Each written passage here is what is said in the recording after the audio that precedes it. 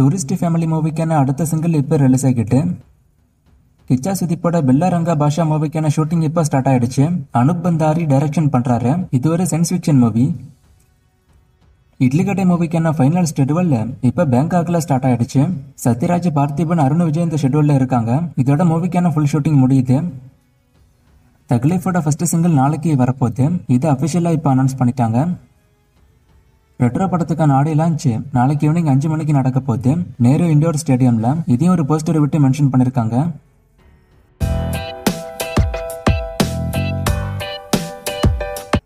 ஸ்ரீலங்கால அதிகமாக வசூல் பண்ண டாப் 10 மூவிஸை கேட்டிருக்காரு. நான் லிஸ்ட் இருக்கான்னு பார்க்குறேன், இருந்தா நான் தனி வீடியோவா போடுறேன்.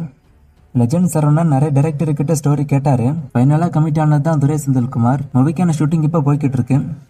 சச்சின் மூவிக்கான வசூலை கேட்டிருக்காரு. வசூல் ரிப்போர்ட் இருந்தா நான் ஸ்கிரீன்ல மென்ஷன் பண்றேன்.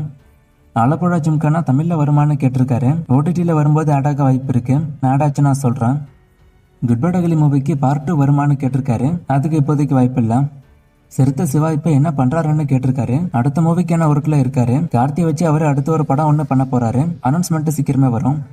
நான் இந்த விஷயத்த நோட் பண்ணேன். போன வருஷம் செப்டம்பர் 5 கோட் படம் வந்துச்சு.